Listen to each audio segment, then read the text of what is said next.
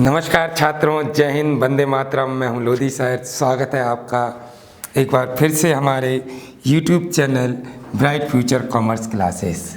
छात्रों, पिछली वीडियो में आपने मैनेजमेंट का पार्ट फर्स्ट पढ़ा था, क्लास 12th। आज हम इस वीडियो में मैनेजमेंट के class 12th chapter number first का पार्ट सेकंड लेकर आए हैं, यानी कि हम उस चैप्टर को कंप्लीट करने वाले हैं, वो भी बिल्कुल 30 मिनट में। तो पिछले चैप्टर में हमने डिस्कस किया था मैनेजमेंट क्या था बेटा। To manage things and people is called management. चीज़ों को और पीपल्स को मैनेज करना मैनेजमेंट होता है। इन अदर वर्ड भी हमने आपको बताया था, management is process in which included planning, organising, staffing, directing and controlling. हमने लास्ट वीडियो में मैनेजमेंट का फंक्शन डिस्कस किया था। लास्ट टॉपिक मैनेजमेंट का फंक्शन 2 पार्ट्स में डिवाइड किया था, मैनेजमेंट का प्राइमरी फंक्शन एंड मैनेजमेंट का सेकेंडरी या सब्सिडरी फंक्शन। वट यहाँ पर हमने डिस्कस यहाँ पर डीपली नहीं किया, तो आज हम मैनेजमेंट के फंक्शन को डीपली डिस्कस करेंगे। तो चलिए स्टार्ट करते हैं। तो टॉपिक नंबर फर्स्ट आता है हमारा function of management, primary function of management, जिस पर हम डिस्कस करने वाले हैं। तो मैनेजमेंट का फर्स्ट हमारा primary function, total primary function बेटा कितने होते हैं? 5 होते हैं, जिनमें से पहला फंक्शन होता है प्लानिंग। प्लानिंग क्या है? तो it is the most important and primary function of management. Planning management का मोस्ट इम्पोर्टेंट और प्राइमरी फंक्शन है। It is sum of 5 W's। ये 5 W's का सम होता है, like what, why, when, where, whom, etc. In other words, it is process deciding about future. Planning future को decide करने का एक process है। What is to be done, how is to be done, where is to be done, when is to be done, whom is to be done is called planning। यानी कि future को decide करना, कब, कहाँ और कैसे क्या करना है, that is planning। Second हमारा primary function आता है organizing। Organizing is the second function of management. It is referred to harmonious adjustment of various specialized parts to achieve common objectives. Organizing क्या है? जो barriers पार्ट हैं, specialise parts हैं, क्या करने के लिए? गोल को अचीव करने के लिए उनमें हार्मनी को इस्टेब्लिश करना या ऑर्गेनाइजेशन के स्ट्रक्चर को प्रिपेयर करना, बेटा क्या होता है? ऑर्गेनाइजिंग होता है। आफ्टर देन हमने प्लानिंग कर ली, ऑर्गेनाइजेशन का स्ट्रक्चर प्रिपेयर कर लिया। अब हम नेक्स्ट फंक्शन करेंगे स्टाफिंग। तो स्टाफिंग थर्ड फंक्शन है मैनेजमेंट का। It refers to recruiting, selecting, appointing the employee and assigning them duties. Employees को रिक्रूट करना, उन्हें सेलेक्ट करना और उन्हें अपॉइंट करना क्या कहलाता है? स्टाफिंग कहलाता है। डायरेक्टिंग, अब हमने क्या किया? प्लानिंग कर लिया, ऑर्गेनाइजेशन का स्ट्रक्चर बना लिया, एम्प्लॉय अपॉइंट कर लिए। अब हम उन्हें डायरेक्शन देंगे ताकि वो एक्टिविटी को इनिशिएट कर सकें, स्टार्ट कर सकें।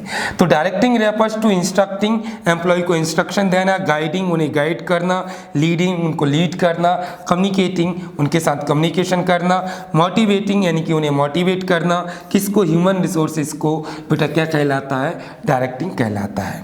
लास्ट फंक्शन आता है मैनेजमेंट का controlling. Controlling is the last measuring and correcting of activities. Controlling में एक्टिविटीज़ को मेजर करते हैं, परफॉर्मेंस को मेजर करते हैं, और अगर कोई परफॉर्मेंस में डेविएशन आ जाता है, कोई एरर आ जाता है, तो हम उस पर क्या करते हैं बेटा? उसको करेक्ट करते हैं। और किसके परफॉर्मेंस को बेटा? सबऑर्डिनेट्स के। तो क्लियर है आपका primary function of management 5 function है, planning, organising, staffing, directing, controlling. Future के अबाउट डिसाइड करना प्लानिंग होता है, ऑर्गेनाइजेशन का स्ट्रक्चर प्रिपेयर करना, रिसोर्सेज में हार्मनी इस्टेब्लिश करना, हार्मोनियस एडजस्टमेंट इस्टेब्लिश करना, ऑर्गेनाइजिंग है, स्टाफिंग, एम्प्लॉयज़ को अपॉइंट करना, उन्हें ड्यूटीज असाइन करना, डायरेक्टिंग, एम्प्लॉयज़ को एक्टिविटी इनिशिएट करने के लिए इंस्ट्रक्शन देना, कंट्रोलिंग, एम्प्लॉय के परफॉर्मेंस को मेजर करना और इस पर करेक्टिव एक्शन लेना, बेटा क्या कहलाता है? कंट्रोलिंग। प्लानिंग मैनेजमेंट का फर्स्ट फंक्शन होता है और कंट्रोलिंग बेटा मैनेजमेंट का लास्ट प्राइमरी फंक्शन होता है। नेक्स्ट हमारा क्वेश्चन आता है secondary function of management.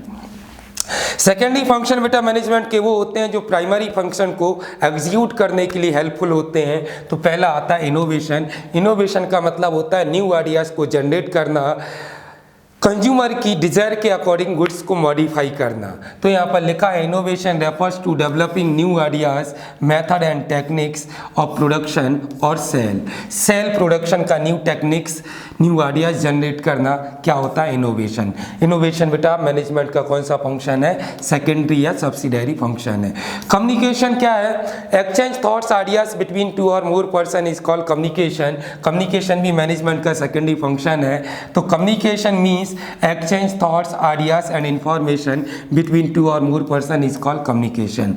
Next function आता है हमारा decision making. It is most important secondary function of management. Decision making help in the smooth operation of the business undertaking. Business undertaking को smoothly operate करने के लिए decision making बहुत ही ज़्यादा helpful होता है।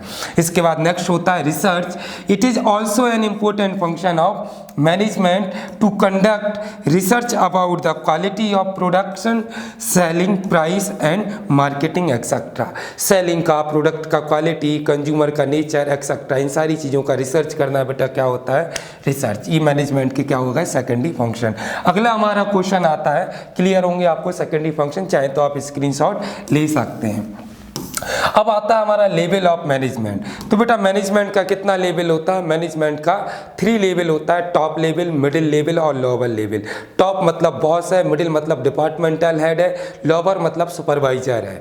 तो पहली चीज़ याद रखना, टॉप लेवल मैनेजमेंट पर कंपनी का डायरेक्टर, CEO, मैनेजर एक्सेट्रा होता है। मिडिल लेवल पर डिपार्टमेंटल हेड होता है। लोअर लेवल पर बेटा, लोअर लेवल पर हमारा कौन होता है, फोरमैन होता है और सुपरवाइजर होता है।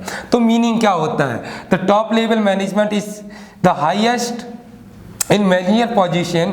जो मैनेजमेंट में हाईएस्ट पोजीशन होता है बेटा वो किसका होता है, टॉप लेवल होता है। इट कंसिस्ट, जो किससे रिलेटेड होता है, board of directors, chief executive officer and general manager, MD, managing director etcetera. ये सारे के सारे लोग बेटा किससे कंसिस्ट करते हैं, टॉप लेवल मैनेजमेंट से।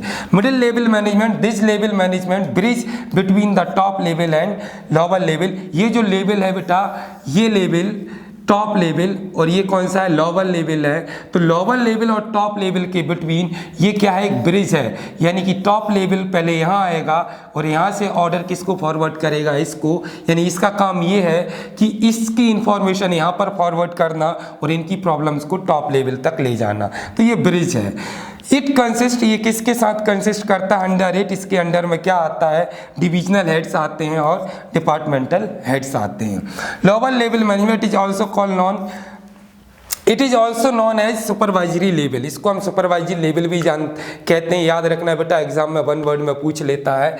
तो अंडर दिस वेरियस फोरमैन और supervisors are included. Lower level में जो फोरमैन होता है, सुपरवाइजर होता है, वो इंक्लूड होता है। एग्जाम में अगर पूछ ले कि director of the company, chairman of company, secretary of company, CEO of company किस लेवल का पर्सन है, तो बेटा टॉप लेवल का पर्सन है। डिपार्टमेंटल हेड, डिविजनल हेड किस लेवल का पर्सन है, तो बेटा मिडिल लेवल का पर्सन है। लोअर लेवल सुपरवाइजर और क्या आते हैं, फोरमैन आते हैं। बस जस्ट ये हमारी फैमिली की तरह होता है, जैसे टॉप पर हमारे दादाजी हो गए और मिडिल में हमारे पापा जी हो गए और लोअर में कौन हो गया, हमारा बड़ा भाई बहन जो हमें इंस्ट्रक्शन देता है। तो ये हो गया हमारा मैनेजमेंट का लेवल। कितना है मैनेजमेंट का लेवल बेटा, 3 है। कौन कौन सा है, टॉप लेवल, मिडिल लेवल और लोअर लेवल। अब हम फंक्शन की बात करते हैं टॉप लेवल के। तो टॉप लेवल कौन है बेटा, जिस पर बॉस है, जिसके पास सारी डिसीजन मेकिंग की पावर है, वो कौन है, हमारा टॉप लेवल पर। अब टॉप लेवल करता क्या है, सपोज करिए आप कंपनी के मालिक हैं और एक जो ऑनर होता है वो करता क्या है, तो ऑनर सबसे पहले बेटा ऑब्जेक्टिव डिसाइड करता है। तो top level management set objective for organisation. For example an objective can be set that in the next year the sale of the company has to cross ₹5,000 crore. जैसे कि एक कंपनी के ऑनर ने ये target decide कर लिया कि अगली साल जो हमारे सेल का टर्नओवर होगा वो कितने रुपीस से ज़्यादा होगा, 5,000 करोड़ से ज़्यादा होगा। तो ये ऑब्जेक्टिव डिटर्मिनेट किसने किया बेटा, टॉप लेवल ने किया। डिटर्मिनेशन ऑफ पॉलिसी, जो भी रूल्स रेगुलेशन पॉलिसी होती है बेटा कौन क्रिएट करता है, top level. Only at this level policy are decided. यही लेवल है जो पॉलिसी और रूल्स को डिसाइड करता है। डिटर्मिनेशन ऑफ एक्टिविटी, किसको क्या काम करना है, परचेज, सेल्स, प्रोडक्शन, सारी की सारी एक्टिविटीज़ को भी डिटर्मिनेट कौन करता है, top level management. Allotment of finance, यानी कि जो फंड होता है, पैसा होता है डिफरेंट डिपार्टमेंट में जो अलोकेटेड होता है, फंड का अलोकेशन होता है, मतलब बांटा जाता है किस डिपार्टमेंट में कितना खर्च होगा, तो बेटा वो भी कौन करता है, टॉप लेवल। असेंबलिंग रिसोर्सेज, जो रिसोर्सेज होते हैं, लैंड, लेबर, लैंड, मशीनें, capital, raw material, fix assets etcetera, ये सारी की सारी चीज़ों का मैनेजमेंट, और इनके लिए फंड कौन लाता है बेटा, टॉप लेवल लाता है। तो ये होगा हमारे टॉप लेवल मैनेजमेंट। आप खुद एक कंपनी के टॉप लेवल यानी कि ऑनर बन जाइए और फिर अपने आप से पूछिएगा कि आप वहाँ पर कौन कौन सा फंक्शन करेंगे, तो आपको इस टॉप लेवल फंक्शन पता चल जाएगा। अगला आता है हमारा मिडिल लेवल मैनेजमेंट के फंक्शन। अब मिडिल लेवल मैनेजमेंट क्या था बेटा, ब्रिज था, किसके बिटवीन ब्रिज था, टॉप लेवल और मिडिल लेवल। दरअसल ये काम करवाता है किससे, लोअर लेवल से, और ऑर्डर को फॉलो करवाता है किसके, टॉप लेवल को। तो यहाँ पर लिखा हुआ है to explain and execute the policy decision taken by the top management. जो टॉप मैनेजमेंट ने पॉलिसी बनाई है उनको एग्जीक्यूट करेगा और उनको एक्सप्लेन करेगा कौन, middle level management. Issue order and given instruction to lower level management, lower level management को ऑर्डर देगा और उन्हें क्या देगा, इंस्ट्रक्शन कौन देगा बेटा, मिडिल लेवल मैनेजमेंट। किसको देगा इंस्ट्रक्शन, लोअर लेवल मैनेजमेंट का। तो ये मिडिल लेवल का एक क्या हो गया, फंक्शन हो गया। Next, to communicate the problems and suggestion of lower level management to top level management to take departmental decision. यहाँ पर फोर्थ आप लिख सकते हैं टू टेक डिपार्टमेंटल डिसीजन। तो ये क्या करता है, उन पॉलिसी को एक्सप्लेन और एग्जीक्यूट करवाता है जो टॉप लेवल मैनेजमेंट ने बनाई। दूसरा, लोअर लेवल मैनेजमेंट को ये ऑर्डर इशू करता है, इंस्ट्रक्शन इशू करता है। तीसरा, ये कम्युनिकेट करता है किसके साथ, लोअर लेवल मैनेजमेंट और टॉप लेवल मैनेजमेंट के साथ, अगर कोई प्रॉब्लम या कोई ऑर्डर है तो। इसके बाद ये डिपार्टमेंटल डिसीजन भी लेता है, कौन लेता है बेटा, मिडिल लेवल मैनेजमेंट। ये मिडिल लेवल मैनेजमेंट का हमारा क्या हो गया, फंक्शन हो गया। नेक्स्ट हमारा टॉपिक आता है function of lower level management. आप एक कंपनी के सुपरवाइजर हैं और सुपरवाइजर के अंडर में बेटा लेबर काम करती है। कौन काम करती है, लेबर। अब सुपरवाइजर का काम क्या है, सुपरवाइजर का काम है बेटा, पहला तो to issue order and instruction, किसको बेटा, वर्कर्स को। वर्कर्स मतलब है लेबर जो सुपरवाइजर के अंडर में काम कर रहे हैं। डायरेक्ट एंड गाइड मतलब निर्देश देना और उनका मार्गदर्शन करना द वर्कर्स, किसका, वर्कर्स का, अबाउट द, किसके अबाउट, मेथड ऑफ वर्क, जो काम का टेक्निक है। To solve the problem of workers, workers की प्रॉब्लम्स को सॉल्व करना लोअर लेवल मैनेजमेंट का काम है। इंस्पायर वर्कर्स, अगर इंस्पायर वर्कर्स डीमोटिवेट हो जाते हैं तो उन्हें इंस्पायर भी कौन करता है बेटा, lower level management. Maintain cordial relation with workers, workers के साथ अच्छे रिलेशन भी कौन मेंटेन करता है बेटा, लोअर लेवल मैनेजमेंट। ये हो गए सारे लोअर लेवल मैनेजमेंट के फंक्शन, यही बेटा सुपरवाइजर के फंक्शन होते हैं। नेक्स्ट हमारा टॉपिक आता है, अगला topic, difference between management, administration and organisation. तो पहला पॉइंट आता है बेटा application, it is applicable to business enterprises. Management कहाँ अप्लाई होता है, business enterprises. It is applicable to non business institution like government office, military office etcetera, military organisation etcetera. Organisation it is needed in both, ऑर्गेनाइजेशन का दोनों जगह जरूरत होता है, चाहे गवर्नमेंट इंस्टीट्यूशन हो, चाहे बिजनेस इंटरप्राइजेस हो और चाहे नॉन बिजनेस इंटरप्राइजेस हो। पॉलिसी मेकिंग, ये क्या करता है बेटा, पॉलिसी को इम्प्लीमेंट करवाता है, जो कौन बनाता है, administration. It concern with the implementation of policy, it concern with the policy making और it manage the group of people to execute policy. यानी पॉलिसी बनाई किसने, एडमिनिस्ट्रेशन ने। इम्प्लीमेंट कौन करवाएगा, मैनेजमेंट करेगा कौन बेटा, organisation. Ownership, management is servant of administration, ये नौकर है किसका, एडमिनिस्ट्रेशन का। It is master of industries, ये सबका बॉस है। और it is framework of management, ये मैनेजमेंट का क्या है बेटा, फ्रेमवर्क है। इसके बाद हमारा लास्ट पॉइंट आता है एबिलिटी।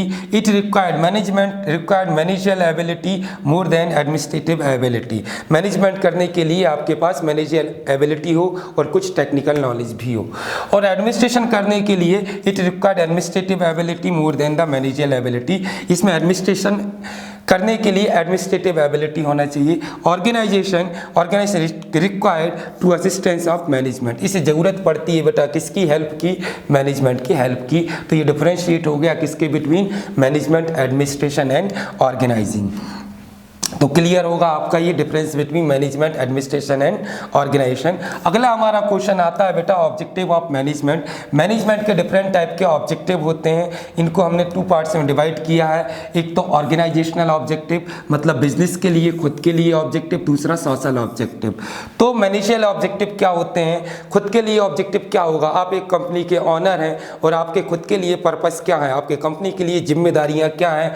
तो बेटा earn maximum profit, maximum production, increase goodwill, decrease production cost and risk. तो ये बेटा कौन से ऑब्जेक्टिव हो गए मैनेजमेंट के, ऑर्गेनाइजेशनल ऑब्जेक्टिव, कि वो मैक्सिमम प्रॉफिट अर्न करे, ज़्यादा से ज़्यादा प्रोडक्शन करे, गुडविल को इंक्रीज करे ताकि कस्टमर अट्रैक्ट हो, और कॉस्ट डिक्रीज हो, रिस्क भी क्या हो जाए बेटा, डिक्रीज। ये तो हो गए हमारे बिजनेस के लिए ऑब्जेक्टिव। नेक्स्ट होता है सोशल ऑब्जेक्टिव, मतलब अब हमें किसके बारे में सोचना है बेटा, सोसाइटी के बारे में सोचना है, समाज के बारे में सोचना है। तो सोसाइटी के लिए मैनेजमेंट का क्या ऑब्जेक्टिव होता है, to produce high quality goods. हम ऐसा गुड्स प्रोड्यूस करें जिसकी क्वालिटी कैसी हो, हाई हो। नॉट प्रोड्यूस हार्मफुल गुड्स, जो खतरनाक हानिकारक गुड्स होते हैं उनको हम प्रोड्यूस ना करें। Not to shelter of fake advertisement, sale करने के लिए हम फेक एडवर्टाइजमेंट का हेल्प ना लें। फेक एडवर्टाइजमेंट समझते हैं, मतलब किसी डुप्लीकेट चीज़ को भी बेचने के लिए कंपनियां क्या करती हैं, डिफरेंट टाइप के झूठे ऐड दे देती हैं, जो कि सोशल रिस्पॉन्सिबिलिटीज़ के अंडर नहीं आता है। कंपनी की सोशल रिस्पॉन्सिबिलिटीज़ क्या है कि वो फेक एडवर्टाइजमेंट का यूज ना करें। Charge reasonable price from public और कंज्यूमर से जो प्रोडक्ट है, गुड्स है, उससे रीजनेबल प्राइस चार्ज कर सके, जिससे एवरी कैटेगरी के पर्सन का क्या हो सके, नीड फुलफिल हो सके, उसकी आवश्यकताएं पूरी हो सके। पे government tax honestly, increase employment, रोजगार बढ़ाए, इंप्रूविंग लाइफ स्टाइल, लोगों का जीवन स्तर बढ़े, ऐसा प्रोडक्शन करे, प्रोटेक्ट एनवायरनमेंट। ये सारी की सारी बेटा क्या है, मैनेजमेंट की सोशल रिस्पॉन्सिबिलिटीज़ हैं या सोशल ऑब्जेक्टिव्स हैं। तो चलिए नेक्स्ट क्वेश्चन की हम बात करते हैं। अगला क्वेश्चन हमारा आता है सोशल रिस्पॉन्सिबिलिटीज़ या लाइबिलिटीज ऑफ मैनेजमेंट की सोसाइटी के लिए क्या रिस्पॉन्सिबिलिटीज़ हैं। वैसे तो लास्ट जो पॉइंट था उसमें ही इंक्लूड हो जाता है, लेकिन आप चाहें तो सेपरेट भी लिख सकते हैं। Towards responsibilities towards business, responsibilities towards workers, towards government, towards consumer, इन सब के प्रति मैनेजमेंट का जो है वो सोशल रिस्पॉन्सिबिलिटीज़ है। ऑनर के लिए क्या रिस्पॉन्सिबिलिटीज़ है, वही मैक्सिमम प्रॉफिट अर्न करना, गुडविल को इंक्रीज करना, डिमांड को इंक्रीज करना, प्रोडक्शन को मैक्सिमाइज करना, कॉस्ट को मिनिमाइज करना। ये बेटा किसके लिए हो गया, बिजनेस के लिए। वर्कर्स के लिए क्या है, टाइम टू टाइम सैलरी पे करना, सैलरी इंक्रीमेंट करना, सही वर्किंग एटमोस्फेयर क्रिएट करना, एम्प्लॉयज़ के बिटवीन कोऑर्डिनेशन इस्टेब्लिश करना, उन्हें हेल्थ और सेफ्टी रिलेटेड सर्विस प्रोवाइड करना। गवर्नमेंट के लिए क्या रिस्पॉन्सिबिलिटीज़ है बेटा मैनेजमेंट की, गवर्नमेंट के लॉ और रूल्स को फॉलो करना, गवर्नमेंट को टाइम टू टाइम टैक्स पे करना, अपने अकाउंट्स का सही इंफॉर्मेशन गवर्नमेंट को देना, गवर्नमेंट की पॉलिसीज़ को फॉलो करना। ये किसके लिए रिस्पॉन्सिबिलिटीज़ है बेटा, गवर्नमेंट के प्रति।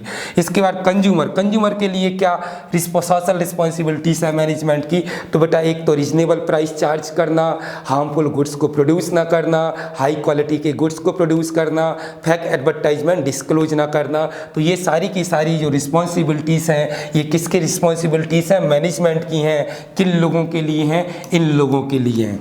तो आपको क्लियर हो गया होगा, आप पूरा का पूरा समझ में आ गया होगा टॉपिक आपको। अब आप अपनी लैंग्वेज में इसको एग्जाम में लिख सकते हैं, आपको रटने की ज़रूरत नहीं है। चलिए तो नेक्स्ट क्वेश्चन की अपन बात करते हैं। नेक्स्ट क्वेश्चन आता है मीनिंग ऑफ कोऑर्डिनेशन। कोऑर्डिनेशन क्या होता है, कोऑर्डिनेशन क्या है बेटा, कोऑर्डिनेशन मैनेजमेंट का एसेंस माना गया, हृदय माना गया, हार्ट माना गया है। तो यहाँ पर लिखा हुआ है coordination is the essence of management. Exam में 1 वर्ड में पूछ लेता है कोऑर्डिनेशन मैनेजमेंट का क्या है, तो बेटा कोऑर्डिनेशन मैनेजमेंट का एसेंस है। It refers to that process through which, ये एक ऐसी प्रोसेस है जिसके द्वारा हम हार्मनी इस्टेब्लिश करते हैं between various activities, different type की जो एक्टिविटीज़ हैं, एम्प्लॉयज़ हैं, रिसोर्सेस हैं, उनके बिटवीन हार्मनी इस्टेब्लिश हम किसके थ्रू करते हैं, कोऑर्डिनेशन के थ्रू करते हैं। कोऑर्डिनेशन का मतलब होता है बेटा तालमेल स्थापित करते हैं, बैलेंस स्थापित करते हैं। लाइक कौन सी activity, purchase, sales, finance, production and of an organisation की जो डिफरेंट एक्टिविटीज़ हैं उनमें हार्मनी को इस्टेब्लिश करना क्या कहलाता है बेटा, कोऑर्डिनेशन। और कोऑर्डिनेशन मैनेजमेंट का क्या होता है बेटा, एसेंस होता है। क्या होता है, एसेंस होता है। चलिए तो नेक्स्ट क्वेश्चन की हम बात करते हैं। अगला क्वेश्चन हमारा आता है characteristics and nature of coordination. Coordination का क्या कैरेक्टरिस्टिक्स होता है। कैरेक्टरिस्टिक्स को हम कहते हैं बेटा आइडेंटिफिकेशन। जो पॉइंट इसमें हैं अगर वो चीज़ें कोऑर्डिनेशन में है तो वो क्या है बेटा, हमारा कोऑर्डिनेशन है। पहला पॉइंट आता है coordination is the responsibilities of all managers. Coordination सभी मैनेजर्स का क्या है, एक रिस्पॉन्सिबिलिटीज है, जिम्मेदारी है कि वो कैसे रिसोर्सेज, डिपार्टमेंट, एक्टिविटीज़ के बिटवीन बैलेंस इस्टेब्लिश करता है, हार्मनी इस्टेब्लिश करता है। तो यहाँ पर लिखा है it is the responsibilities of all the managers that they make effort to stabilise coordination. Second point आता है कोऑर्डिनेशन इज कंटिन्यूअस प्रोसेस। तो हम पिछले चैप्टर में भी, पिछले पार्ट में भी पढ़ चुके हैं, ये मैनेजमेंट का कैरेक्टरिस्टिक्स भी था। कंटिन्यूअस का मतलब होता है बेटा नेवर एंडिंग प्रोसेस, जो हमेशा ऑन गोइंग रहता है, मतलब चलता रहता है। तो यहाँ पर लिखा है coordination process goes on so long an organization is alive. So coordination is an ongoing or never ending process. Next आता है परवेसिव बेटा यूनिवर्सल का सिमिलर वर्ड होता है। यूनिवर्सल मतलब जो सभी जगहों पर एप्लीकेबल हो, चाहे वो कंपनी हो, बैंक हो, एंटरटेनमेंट हो, ट्रांसपोर्टेशन हो या कोई अदर इंस्टीट्यूशन हो, सभी जगह पर जो है वो कोऑर्डिनेशन मैंडेटरी होता है। इसलिए कोऑर्डिनेशन क्या है, परवेसिव प्रोसेस फंक्शन है। परवेसिव मतलब यूनिवर्सल। तो coordination is an activity that is required at every level of management. ये एक क्या है, ये एक ऐसी एक्टिविटी है, परवेसिव एक्टिविटी, जो मैनेजमेंट के सभी लेवल, सभी इंस्टीट्यूशन और सभी कंट्रीज में एप्लीकेबल होता है। Unity of action, the main coordination of is to secure unity of action in achievement of common goal. इसका जो मेन पर्पस होता है बेटा, ये क्या होता है, यूनिटी ऑफ एक्शन होता है। मतलब सभी का एक कॉमन गोल हो जिससे वो क्या कर सकें, गोल को अचीव कर सकें। सभी में क्या हो, यूनिटी हो। जितनी भी रिसोर्सेस हैं, जितना भी डिपार्टमेंट है, जितना भी एक्टिविटीज़ है, सब में क्या होना चाहिए, यूनिटी ऑफ एक्शन होना चाहिए। तो वो काम किसका है बेटा, कोऑर्डिनेशन का। तो क्लियर हो गई होंगी आपकी characteristics of coordination. Next question की अपन बात करते हैं। तो अगला क्वेश्चन आता है हमारा difference between coordination and cooperation. तो मीनिंग आता है कोऑर्डिनेशन का, it is refer to that process through which to harmony established between various activities के बिटवीन हार्मोनियस एस्टेब्लिश करना बेटा क्या कहलाता है, कोऑर्डिनेशन। आगे कोऑर्डिनेशन का मैटर समझ लीजिए। कोऑर्डिनेशन इस्टेब्लिश बेटा मैनेजर करता है अपनी फॉर्मल अथॉरिटी के साथ। बट जो कोऑपरेशन है, कोऑपरेशन का मतलब है एक दूसरे की सहायता करना, हेल्प करना, सहयोग करना। लेकिन जो कोऑर्डिनेशन है बेटा वो एक वॉलंटरी एक्टिविटी है। इसमें किसी फॉर्मल अथॉरिटी का यूज नहीं करते, ना ही मैनेजर इसको इस्टेब्लिश करता है। तो यहाँ पर लिखा it is a voluntary willingness of individuals help each other. ये एक ऐच्छिक इच्छा शक्ति है जो एक दूसरे की मदद करते हैं। इंडिविजुअल जिससे एक दूसरे की क्या करते हैं, हेल्प करते हैं। Nature, it is a part of management process. Coordination management process का पार्ट होता है और ये क्या है, वॉलंटरी एक्टिविटी है, मैनेजमेंट से कोई लेना देना नहीं होता। Relation, it take place out of formal relation. इसमें जो मैनेजर्स के रिलेशन होते हैं सभी से, वो कैसे होते हैं बेटा, फॉर्मल होते हैं। फॉर्मल मतलब वो प्रोफेशनली ट्रीट करता है सबको, पर्सनली ट्रीट नहीं करता। इनफॉर्मल, इसमें कैसा होता है बेटा, रिलेशन इनफॉर्मल होता है। Process, it is contrived process और it is natural process. Time, it is long term process, it is short term process, क्योंकि रिलेशन कब खराब हो जाए हम नहीं जानते। Aim, it's aim to achieving goal. इसका जो मुख्य उद्देश्य होता है वो बेटा गोल को अचीव करना होता है, टारगेट को अचीव करना होता है। It aim at seeking help of each other. इसका जो टारगेट होता है वो एक दूसरे की हेल्प करना और एक दूसरे से हेल्प लेना होता है। इसके बाद हमारा अगला क्वेश्चन आता है बेटा, अगला क्वेश्चन हमारा आता है स्कोप ऑफ मैनेजमेंट। मैनेजमेंट का क्या स्कोप, मैनेजमेंट का स्कोप क्या है। तो बेटा मैनेजमेंट के स्कोप में आपको ये लिखना है कि मैनेजमेंट कहाँ कहाँ यूज होता है। तो मैनेजमेंट बेटा फाइनेंस में यूज होता है। मैनेजमेंट का scope for finance, for personnel, personnel मतलब जहाँ पर ह्यूमन रिसोर्सेज का काम होता है, नौकरियाँ देने का काम होता है। ट्रांसपोर्ट, परचेसिंग और फॉर ऑफिसेस, ये बेटा क्या है मैनेजमेंट का स्कोप है। तो ये मैनेजमेंट का पार्ट 2 हमारा कंप्लीट हो गया, चैप्टर नंबर 2। वीडियो पसंद आया हो तो लाइक कर लीजिएगा। अगले वीडियो के लिए चैनल को सब्सक्राइब कर लीजिएगा ताकि आपको अगले चैप्टर का वीडियो का नोटिफिकेशन आ जाए।